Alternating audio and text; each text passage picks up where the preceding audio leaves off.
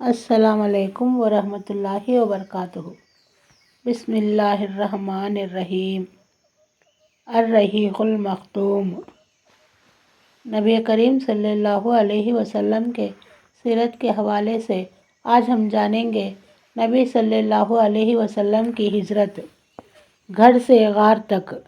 اللہ کے رسول 27 صفر 14 نبوی مطابق 12 یا 13 ستمبر 682 عیسوی کی بیچ کی رات اپنے مکان سے نکل کر جان و مال کے سلسلے میں اپنے سب سے وشوسنیہ ساتھی ابوبکر رضی اللہ عنہ کے گھر تشریف لائے تھے، اور وہاں سے پچھواڑے کی ایک کھڑکی سے نکل کر دونوں حضرات نے باہر کی راہ لی تھی تاکہ مکہ سے جلد یعنی طلوع فجر سے پہلے باہر نکل جائے، کیونکہ نبی صلی اللہ علیہ وسلم کو معلوم تھا کہ قریش پوری جان لگا کر آپ کی کھوج میں جٹ جائیں گے، اور جس راستے پر پہلے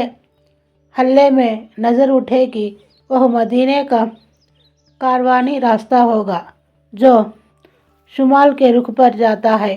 اس لیے آپ نے وہ راستہ اپنایا جو اس کے بالکل الٹ تھا، یعنی یمن جانے والا راستہ جو مکہ کے جنوب میں استھت ہے۔ آپ نے اس راستے پر کوئی 5 میل کا راستہ طے کیا اور اس پہاڑ کے دامن میں پہنچے جو سور کے نام سے وکھیات ہے۔ یہ بہت اونچا، پیچیدہ اور مشکل چٹائی والا پہاڑ ہے۔ یہاں پتھر بھی بہت پائے جاتے ہیں جن سے اللہ کے رسول صلی اللہ علیہ وسلم کے دونوں پاؤں گھائل ہو گئے، اور کہا جاتا ہے کہ آپ قدم کے نشان چھپانے کے لیے پنجوں کے بل چل رہے تھے، اس لیے آپ کے پاؤں گھائل ہو گئے۔ بہرحال وجہ جو بھی ہو رہی ہو، حضرت ابوبکر رضی اللہ عنہ نے پہاڑ کے دامن میں پہنچ کر آپ کو اٹھا لیا اور دوڑتے ہوئے پہاڑ کی چوٹی پر ایک غار کے پاس جا پہنچے جو تاریخ میں ثور کے غار کے نام سے مشہور ہے۔ غار کے پاس پہنچ کر ابوبکر رضی اللہ عنہ نے کہا، اللہ کے لیے ابھی آپ اس میں داخل نہ ہو، پہلے میں داخل ہو کر دیکھ لیتا ہوں، اگر اس میں کوئی چیز ہوئی تو آپ کے بجائے مجھے اس سے واسطہ پڑے گا۔ چنانچہ حضرت ابوبکر رضی اللہ عنہ اندر گئے اور غار کو صاف کیا۔ ایک اور کچھ سوراخ تھے جنہیں آپ نے تہبند پھاڑ کر بند کیا، لیکن وہ سوراخ باقی بچے رہے۔ حضرت ابوبکر رضی اللہ عنہ نے ان دونوں میں اپنے پاؤں ڈال دیے، پھر اللہ کے رسول صلی اللہ علیہ وسلم سے عرض کیا کہ اندر تشریف لائے۔ آپ اندر تشریف لے گئے اور حضرت ابوبکر رضی اللہ عنہ کی گود میں سر رکھ کر سو گئے۔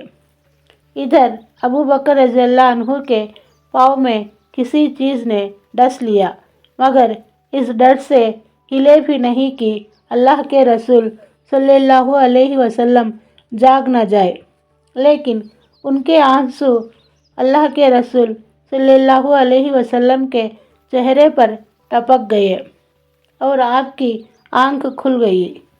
آپ نے فرمایا، ابوبکر تمہیں کیا ہوا؟ عرض کیا، میرے ماں باپ آپ پر قربان، مجھے کسی چیز نے ڈس لیا ہے۔ اللہ کے رسول صلی اللہ علیہ وسلم نے اس پر ہونٹوں کا لعاب لگا دیا اور تکلیف جاتی رہی۔ یہاں دونوں حضرات نے 3 راتیں یعنی جمعہ، شنیچر اور اتوار کی راتیں غار میں چھپ کر گزاری۔ اس بیچ ابوبکر رضی اللہ عنہ کے بیٹے عبداللہ بھی यही रात गुजारते थे। हज़रत आयशा रज़ी अल्लाह अन्हा का बयान है कि वह गहरी सूझबूझ के मालिक, बात समझने वाले नौजवान थे। सुबह के अंधेरे में इन दोनों हजरात के पास से चले जाते और मक्का में कुरैश के साथ यूं सुबह करते मानो उन्होंने यही रात गुजारी है। फिर आप दोनों के खिलाफ साजिश की। जो कोई बात सुनते उसे अच्छी तरह याद कर लेते और अंधेरा गहरा हो जाता तो उसकी खबर लेकर गार में पहुंच जाते।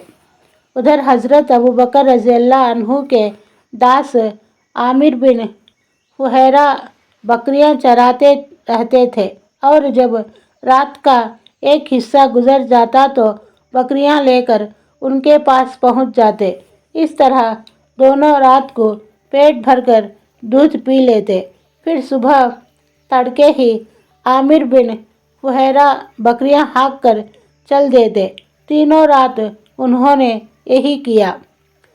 साथ ही यह भी कि आमिर बिन फुहैरा हज़रत अब्दुल्ला बिन अबू बकर को मक्का जाने के बाद उन्हीं के कदमों के निशान पर बकरियां हाँकते थे ताकि निशान मिट जाए।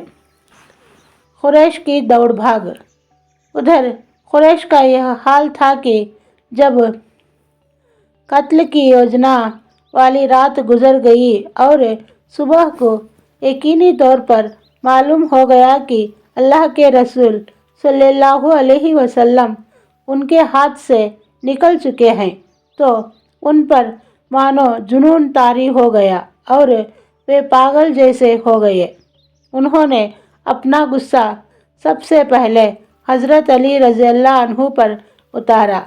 आपको घसीट कर खाना काबा तक ले गए और एक घड़ी कैद में रखा कि मुमकिन है इन दोनों की खबर लग जाए।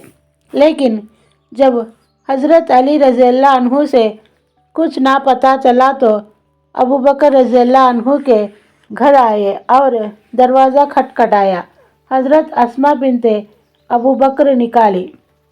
उनसे पूछा, तुम्हारे अब्बा कहाँ हैं? उन्होंने कहा, अल्लाह की कसम मुझे मालूम नहीं कि मेरे अब्बा कहाँ हैं। इस पर कमबख्त खबीस अबू जहल ने हाथ उठाकर इस जोर का थप्पड़ उनके गाल पर मारा कि उनके कान की बाली गिर गई। इसके बाद कुरैश ने एक आपातकालीन मीटिंग बुलाकर यह तय किया कि इन दोनों को गिरफ्तार करने के लिए तमाम संभव साधनों का उपयोग किया जाए।